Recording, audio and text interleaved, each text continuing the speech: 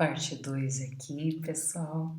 Bom, então, como o teorema de Weierstrass afirma, toda função contínua no intervalo fechado da forma B é tal que a imagem desse intervalo pela função é um conjunto limitado, mais do que isso, possui um máximo e um mínimo, então a função ela admite um máximo e um mínimo global. Bom, a noção de limitação ela está intimamente ligada a conceito outro, que é a noção de supremo e também de ínfimo. Também as noções de máximo e mínimo estão relacionadas, sim, com essas noções que a gente vai chamar de supremo e ínfimo. Antes de olhar para esse axioma que está enunciado aí, vamos entender o que é supremo e ínfimo de um conjunto. Então, se a gente tem um conjunto A, vamos trabalhar com uma coisa não vazia, um subconjunto da reta. Muito bem. Quem é o supremo de A? A gente denota por sup de A. O supremo do número a gente diz que é a menor das cotas superiores para o conjunto A. O que significa isso? Ora, vamos pegar, por exemplo, um intervalo aqui da reta. Vamos pegar um intervalo da reta como sendo o nosso conjunto A. Suponha que seja aberto no A e fechadinho no B. Então, o que está acontecendo aqui? O supremo desse nosso intervalo A, por essa definição, é a menor das cotas superiores. Cotas superiores pode ser também visto como limitantes superiores. O que significa isso? Ora, você pega todo elemento da reta que é maior ou igual a todo mundo que está no seu conjunto. Então vamos lá, os caras que são maiores ou iguais a todos os números do meu conjunto são os caras que moram aqui à direita do B, né? Todos esses caras que eu pegar aqui à direita do B são cotas superiores para o meu conjunto A, que é este intervalo aqui. Perfeito. O supremo de A é a menor dessas cotas. Qual é o menor carinha aqui à direita do B que faz com que todo mundo seja menor ou igual a ele, ou seja, que ele seja uma cota superior para A? No nosso caso, este cara é o próprio B, porque pode ser o próprio B, o cara que limita superiormente o teu conjunto. Esse elemento B ele pode não estar no seu conjunto, tá? Nesse caso, tá. Então, nesse exemplo de um intervalinho, o supremo desse intervalo seria o máximo dele, o próprio B. E quando a gente fala em ínfimo de um conjunto, a gente está falando na maior das cotas ou limitantes inferiores para A. Da mesma maneira que a gente olha para limitantes superiores, a gente pode olhar para limitantes inferiores, ou seja, aqueles números reais que são sempre menores ou iguais aos números que estão no conjunto A, que no nosso caso é esse intervalo. Então, todos os caras que são menores ou iguais a todo mundo que está no conjunto A são os caras que moram à esquerda do meu ponto A aqui. E se a gente utilizar o raciocínio análogo que a gente utilizou anteriormente para o B, o menor número aqui, morando à esquerda do A, podendo ser o A, que é menor ou igual a todo mundo do intervalo, é o próprio A. Então, nesse caso, o A é ínfimo desse intervalo A. E o B aqui é sup. Aí vem a pergunta, né? Mas peraí, professora, por que se você pegar um aqui, um pouquinho à direita do A, faz quando você pergunta, por que não pode ser esse? Ora, porque se a gente pegar um carinho um pouquinho à direita do A, a gente... caramba, essas cores. A gente já achou alguém aqui, entre esse pouquinho e o A, que é maior que esse elemento original, menor que esse elemento original. Então, esse cara não pode ser uma cota inferior. O A é o único cara que, se eu não diminuir um pouquinho, não deixa de ser cota superior. Inferior, desculpa. Tá, vamos fazer mais exemplo? Eu acho que daí a coisa pode ficar mais clara. Eu sei que é um conceito abstrato inicialmente, mas ele faz todo sentido e é bonitinho. Muito bem. Então, vamos lá. Vamos fazer uns exemplos aqui. Exemplos. O primeiro exemplo, vamos pegar esse cara aqui, ó. O intervalo aberto 1, fechado no 2, união com o conjunto unitário 5. Então, o que acontece aí? A gente está considerando o nosso conjunto A, o intervalo fechado de 1 a 2, e aí estou unindo só com o ponto 5. É esse cara aí, meu conjunto. E aí, a gente quer fazer um estudo aí de máximos e mínimos nesse conjunto, ou do supremo ínfimo. O que acontece? Quando eu tenho que achar alguém que é maior ou igual a todo mundo que está no A, ou seja, que é uma cota superior, claro que eu tenho que considerar caras que estão à direita do 5, ou o próprio 5.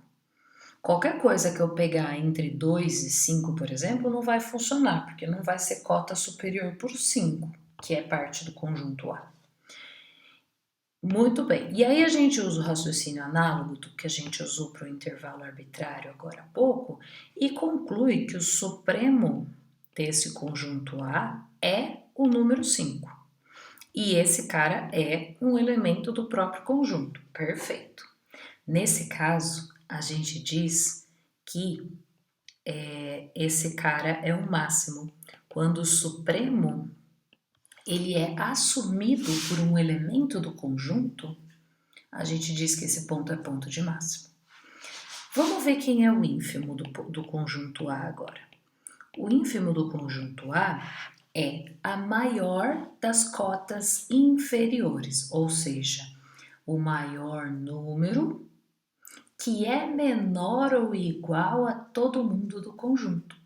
Ora, esses caras moram à esquerda do 1 e podem ser o 1. Porque se eu pegar qualquer outro cara aqui entre 1 e 2, não é cota inferior, porque tem gente que é menor do que ele aí. Se eu pegar aqui, muito menos é cota inferior. Muito bem. E aí, intuitivamente, a gente chega à conclusão de que 0 não é a maior das cotas inferiores. 0 é uma cota inferior, sim. 0 é menor ou igual a todo mundo que está no meu conjunto. Mas não é a maior delas. A maior delas é o 1, né? O 1 é, sim, um número que é menor ou igual a todo mundo. E qualquer cara à direita do 1 que eu pegar, se eu pegar qualquer carinha maior do que ele, já não é mais cota inferior. Porque vai ter gente ali dentro que é menor do que esse número. Então, nesse caso, o ínfimo é o 1. E note que este cara aqui não é um elemento do conjunto A. E nesse caso, então, esse conjunto ele não possui mínimo. E o que ele tem é ínfimo e um limitante inferior, mas ele não possui um mínimo, que é um elemento ali dentro que é menor ou igual a todo mundo. Muito bem. Então, justamente esse fenômeno que aconteceu nesse exemplo acontece no contexto geral. A gente diz que um conjunto A não vazio possui máximo, Se acontecer o quê? Se existir um elemento lá no conjunto A, de tal maneira que o A seja o supremo do conjunto A, respectivamente para o ínfimo. A gente diz que o ínfimo é mínimo se existe um cara no conjunto tal que esse cara é o ínfimo do A. Muito bem. E aí, então, agora a gente sabe, né? A gente sabe que daí para intervalos fechados da forma AB, se esse cara aqui é meu conjunto a gente sabe que o sup desse conjunto a menor das cotas superiores é B, que pertence a A. E o ínfimo é o A, que também pertence a A. Então, esse é um exemplo de um intervalo que possui máximo e mínimo. Outro exemplo seria o caso do aberto, AB. O sup continua sendo B, o inf continua sendo A, mas esse cara aqui não possui mínimo. Ele possui o ínfimo, mas não possui o mínimo. Porque o ínfimo não, que é o A, né, não está nesse conjunto. Tá bom? Muito bem. Aí a gente tem uma maneira, outra, de olhar para o supremo e ínfimo e escrever analiticamente o significado deste cara, da seguinte forma. Quer ver? Vamos voltar aqui no cara anterior. E aí agora a gente vai escrever o que significa ser a menor das cotas superiores para um conjunto. Significa o seguinte. Então eu vou escrever aqui o que significa o sup de A ser a menor das cotas superiores.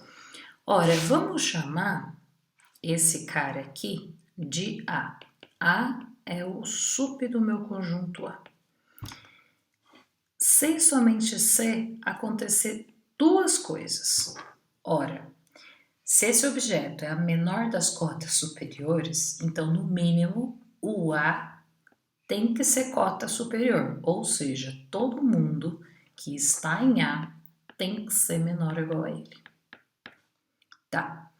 E o que significa agora ser a menor das cotas superiores? Vamos olhar para o nosso A aqui como se ele tivesse distribuído na reta, só que agora eu estou colocando a reta verticalmente. Então eu tenho aí meu conjunto A distribuído na reta e eu estou dizendo aqui, ó, que A, esse número, é o supremo do A.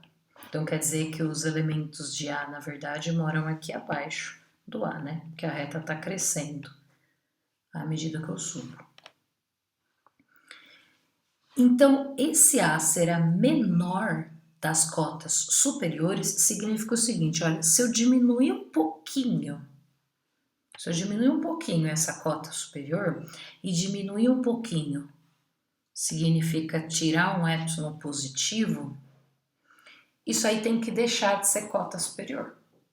É isso que significa ser a menor delas. E deixar de ser cota superior significa existir um elemento aqui entre esses dois objetos,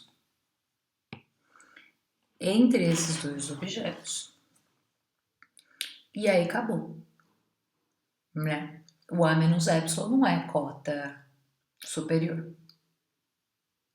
Então, basicamente, o que acontece aqui? A ideia é, se você tirar um pouquinho do supremo, ele deixa de ser cota superior, porque vai existir um elemento do conjunto A que é estritamente maior que o A menos epsilon. Então, vamos lá escrever isso. Para todo o epsilon positivo, existe um elemento de A de tal forma que o A menos epsilon é menor que esse cara que existe, que é menor que o supremo. Então, basicamente, é isso que acontece. O menor tem essa tradução para a linguagem matemática. Então, basicamente assim, se você diminuir qualquer coisa daquilo, aquilo não mais é aquilo, tá bom? Então, não é mais cota superior se eu diminuir. Portanto, essa tem que ser a menor mesmo. E aí, para ínfimo, é muito semelhante. Quer ver? Vamos fazer a de ínfimo aqui.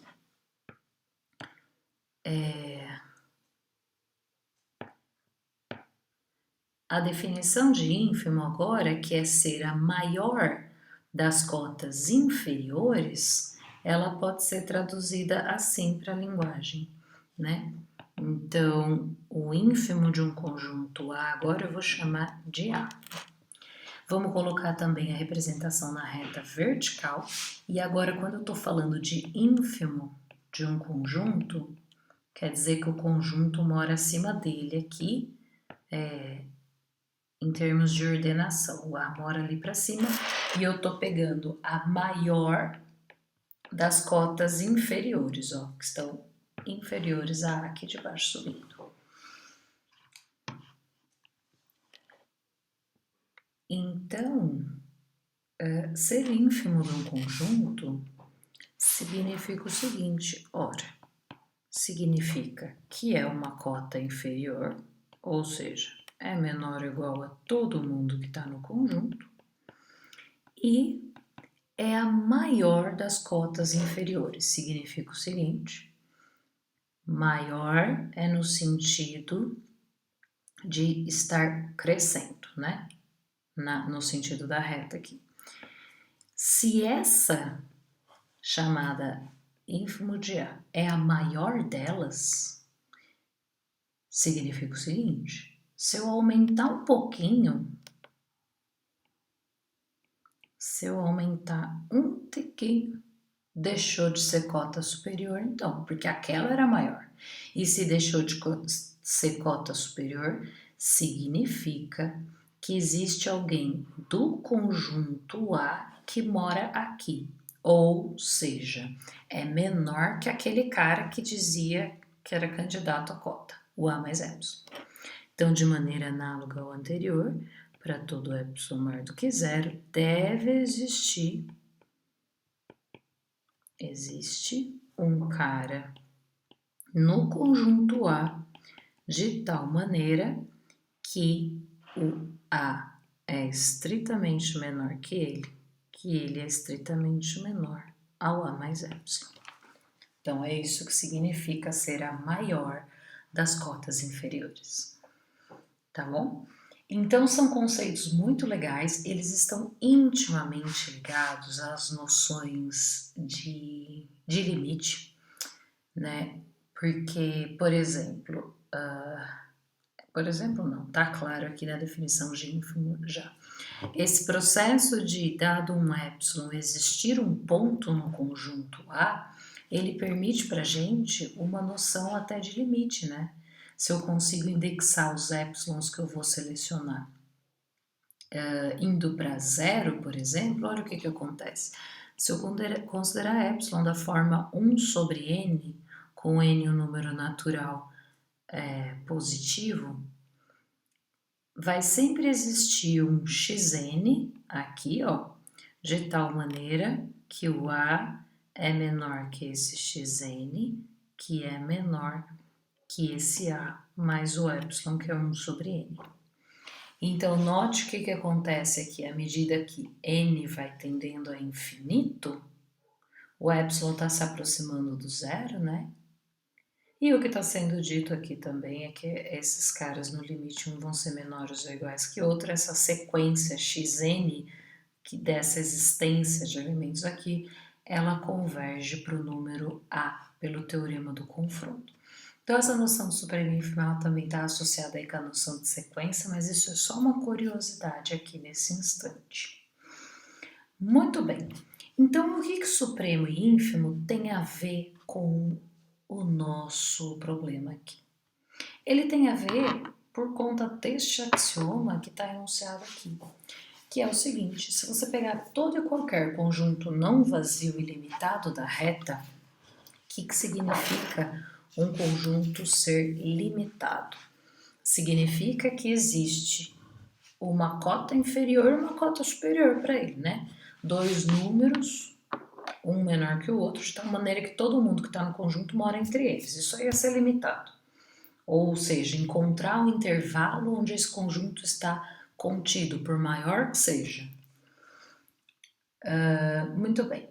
Então, isso é ser limitado. Então, um conjunto que é limitado, ele possui necessariamente supremo e ínfimo. Ou seja, eu consigo não só achar cotas superiores e inferiores, como eu consigo determinar a menor delas, das superiores, e a maior das inferiores. Então, a gente vai assumir essa informação a partir daqui.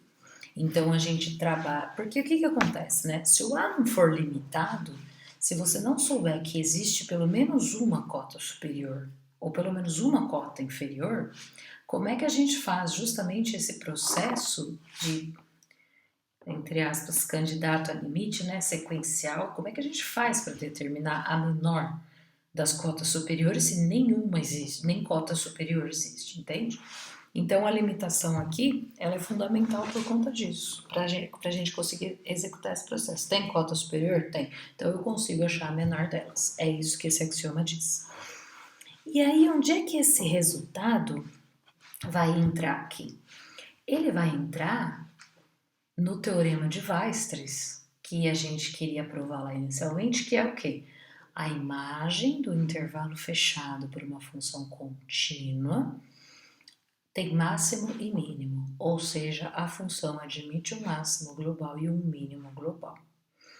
Então, primeiro, para a gente falar em máximo e mínimo, a gente tem que saber que esse conjunto aí tem supremo e tem ínfimo, porque daí se eu sei que ele tem supremo e tem ínfimo, e eu sei que existe alguém dele que foi levado no supremo e no ínfimo, pronto, eu tenho o máximo e o mínimo.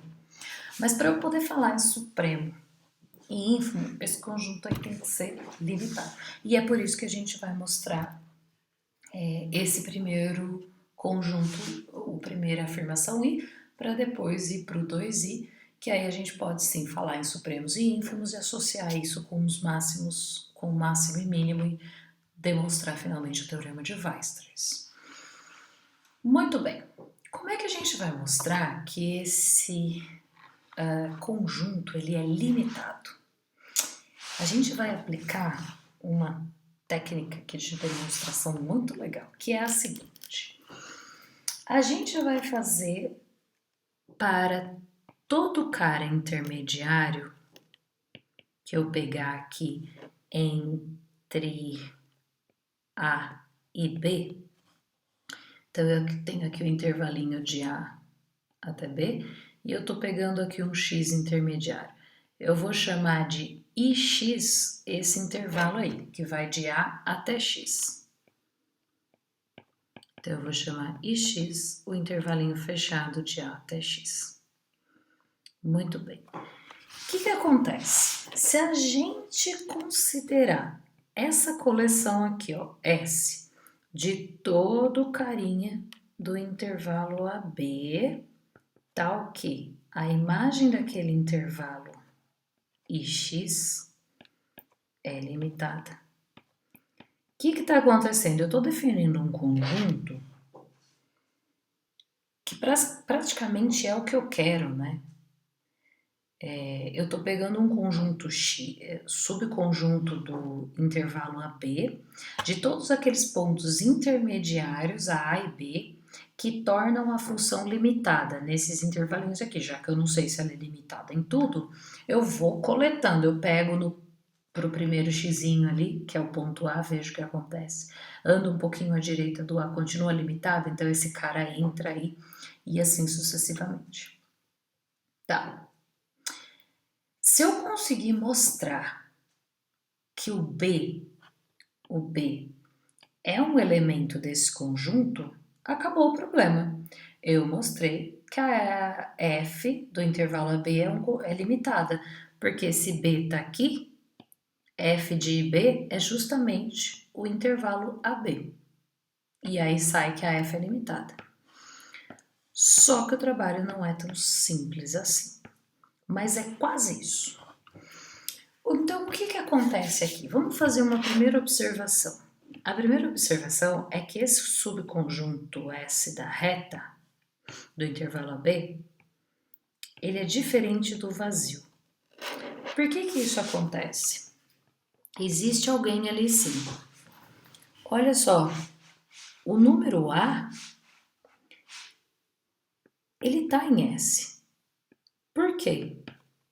Quando a gente olha para esse intervalo aqui I de A, isso aqui é o intervalo fechado de A a A.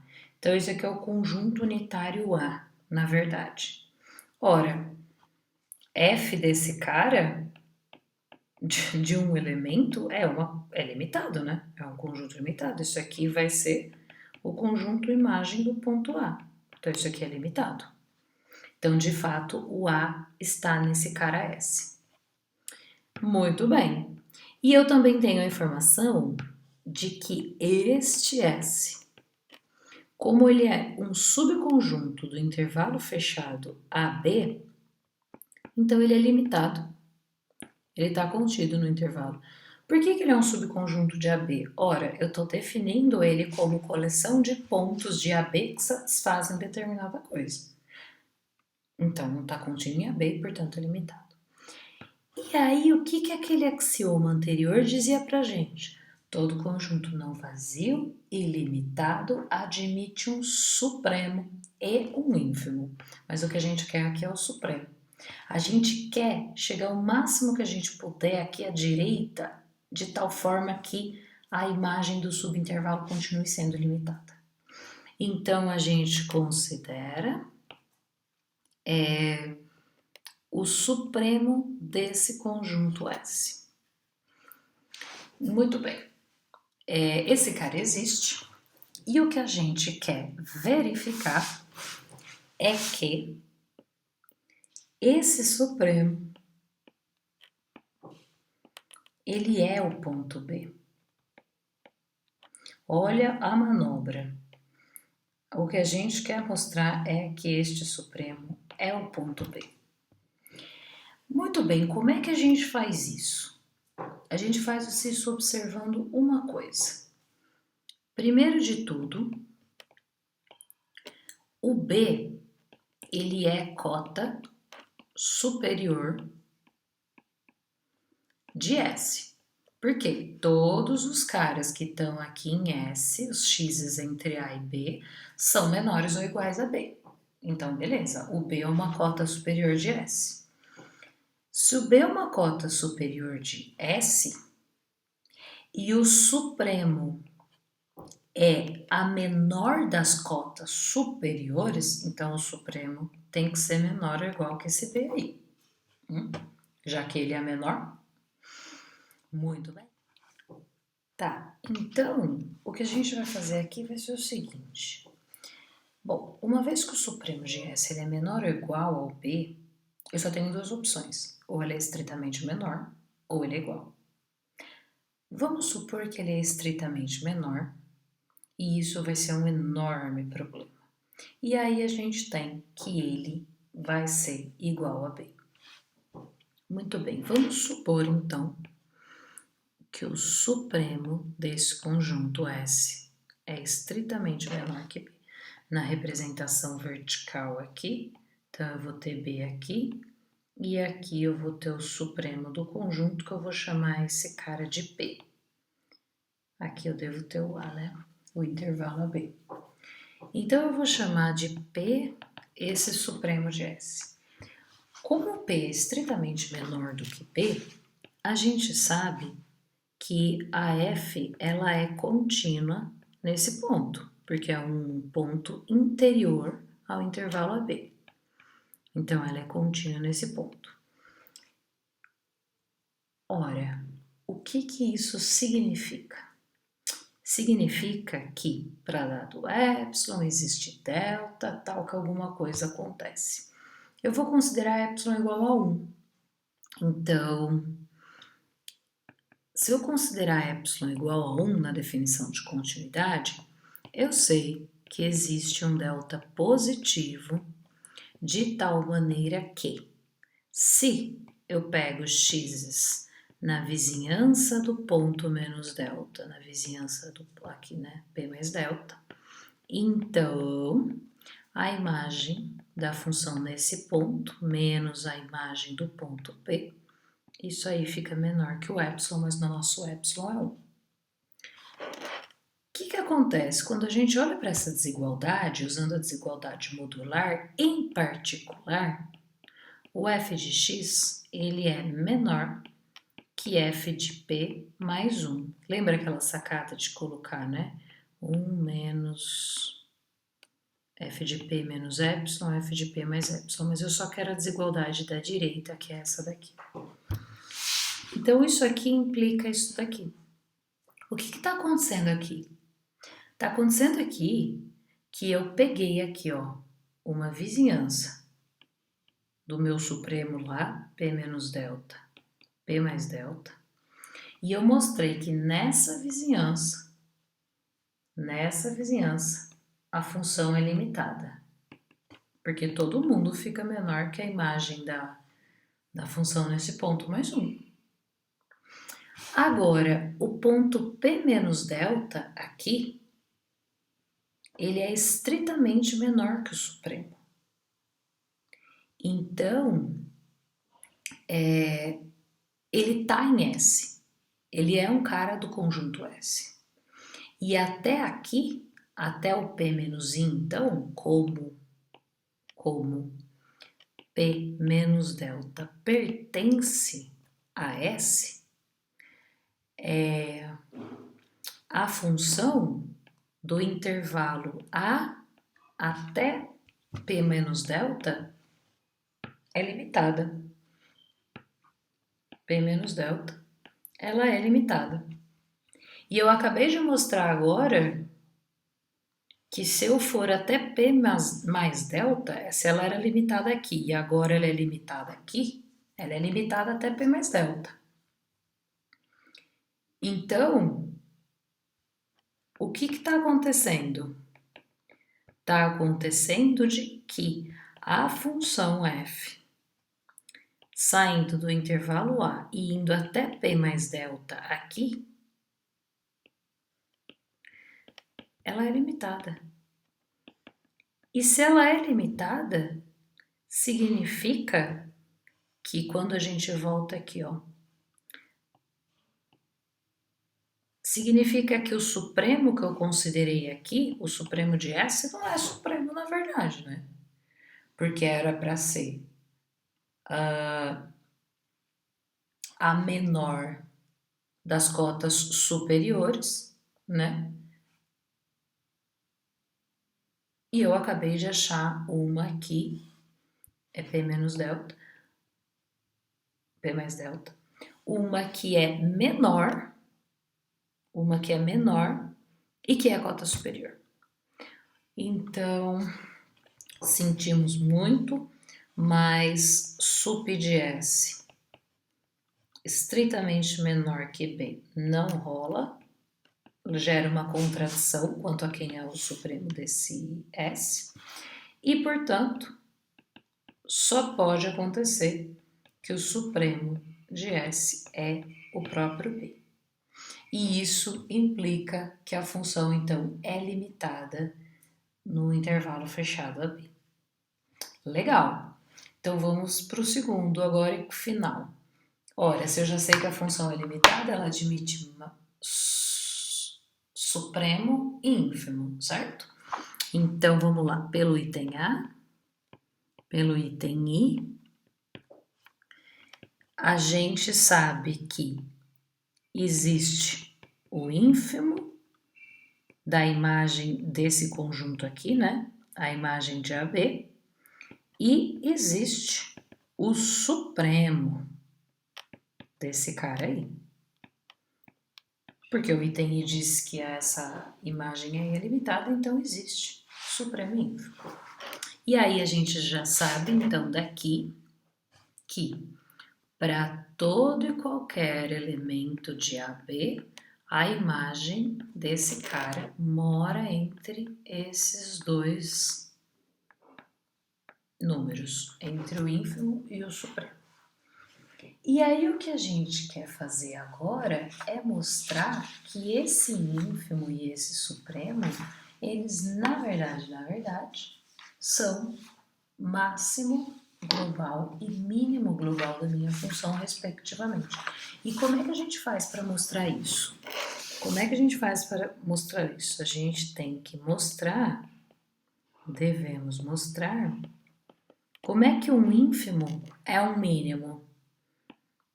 Ora, eu tenho que mostrar que existe um número no domínio dessa função, de tal forma que a imagem dela seja esse ninho. E tenho que mostrar que existe um x-emão também nesse intervalinho aí, de tal maneira que a imagem desse x-emão seja o emãozão. Pronto, se eu conseguir fazer isso, eu mostrei que a imagem atinge o ínfimo e atinge o m, no sentido de que alguém aplicado naquele valor se é igual a esses caras.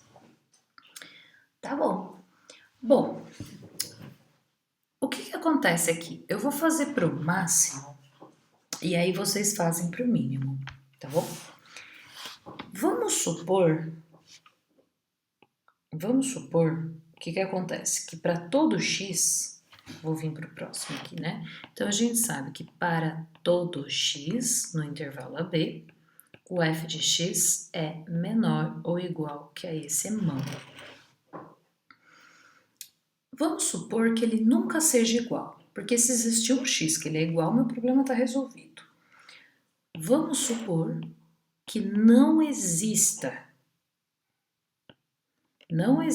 x que assuma o valor m, o supremo. O que acontece nesse caso aqui? Nesse caso aqui, a gente vai considerar uma função, quer ver? Considere essa função aqui, ó. G de x, ela é 1 sobre m menos f de x. Parece um negócio estranho, mas não é. Quer ver por quê? Vou colocar aqui x de a até b.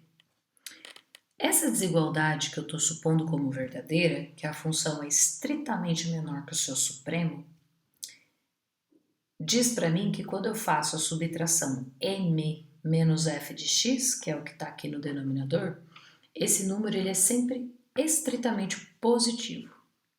Logo, não é zero. Não sendo zero, essa função g que eu defini aqui, que é 1 sobre uma função contínua, por quê? A função constante m é contínua, subtrai da f, que é contínua, continua contínua, eu inverto, continua contínua, porque o denominador não se anula. Então, essa função g aqui é contínua no intervalo AB. Se ela é contínua no intervalo AB, pelo item I, a função g aplicada ao intervalo AB, isso aqui, esse conjunto, ele é limitado. Isso foi o que a gente viu no item I.